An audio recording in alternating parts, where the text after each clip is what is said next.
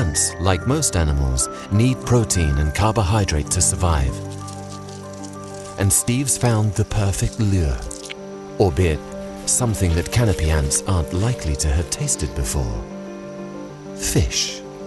This bait is usually tuna mixed with honey. It's a very good attractant to ants. And as the ants accumulate on the baits, I just pick them off by hand. They may look like Darth Vader in insect form, but the long hind legs and flanged head of these Cephalotes ants have given them a special ability.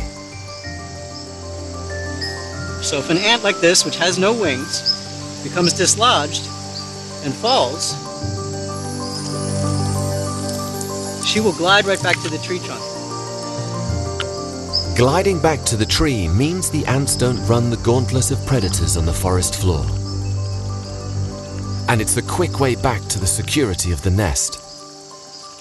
Since making his discovery, Steve has been hurling any insects he finds out of the canopy. It turns out many bugs can glide. And these other bugs may shed some light on the evolutionary process that the ancestors of flying insects first went through before they took to the air 325 million years ago.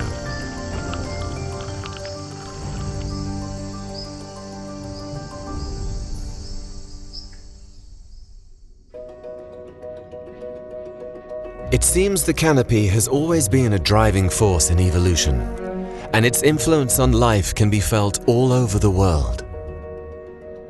From 1 mile up, the canopy is a patchwork quilt of leaves. The interface between land and sky. It's here that most of the world's gases are regulated, as trees exhale the oxygen we breathe, take in the carbon dioxide we exhale, and combine it with water and energy from the sun to make new leaves.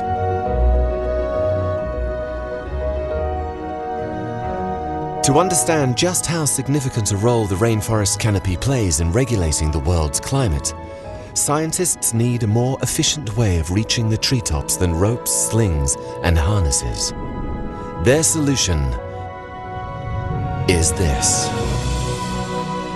At 50 meters high and another 50 long, it's a full-sized industrial crane built in the heart of the Panamanian jungle, on the mainland just across the water from BCI. It's equipment that couldn't have been built on BCI itself, yet it holds clues to how these rainforests work.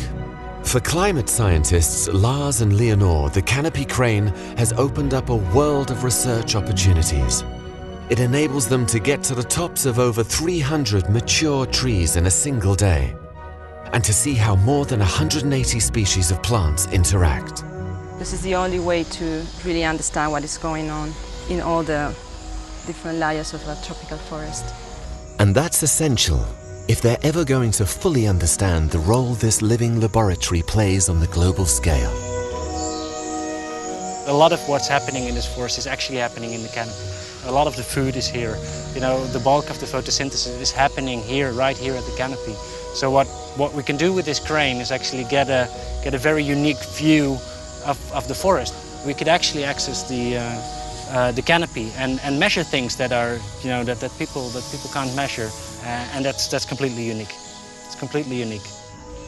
Using the crane and some rather sophisticated equipment, Leonore and Lars can study canopy plant growth as it happens.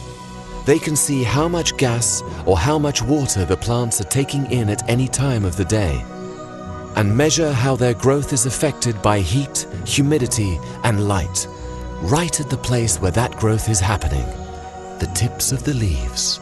So the thing in these very wet forests is that the most limiting resource is light. So it's literally a fight for light. It's a struggle for light. This crane allows us to see how the different species are adapted to different levels of light, and how trees that go very high above the canopy, which are adapted to live under more intense light conditions.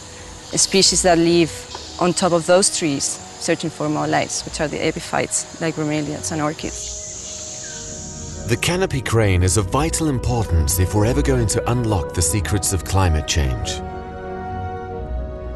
Because this is one place where we can get data that has an impact on the whole planet.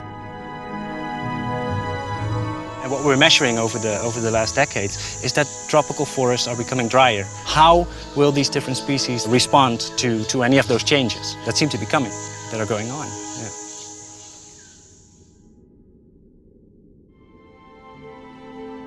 So effective is the rainforest canopy at trapping sunlight and making food that less than 2% of the sun's rays filter through to the forest floor below.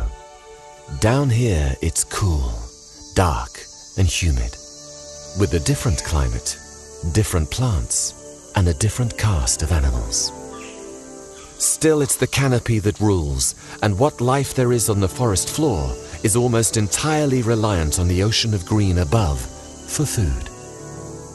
To entomologist Natalie Clay, there is one group of animals that demonstrates that reliance on the canopy better than any other: the 8 million strong legions of leafcutter ants. Trust me, the scientists have counted. So the leafcutter ants, while they live in the soil, they actually forage up trees and into the canopy, cut away at the leaves and carry them back down into their nest. Leafcutters are probably the most important grazers in the rainforest. Their jaws vibrate 1,000 times a second to slice through leaves like an electronic saw, and they can strip an entire tree in no time.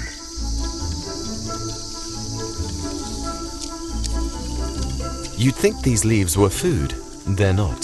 To these ants, leaves are indigestible. Instead, leafcutters feed their leaves to an organism that grows their food for them. A fungus that swells with proteins and sugars which the ants can eat. So they are basically farmers. They're growing their own crops in order to sustain themselves. These diminutive fungus-eating farmers do exactly what a human farmer would do.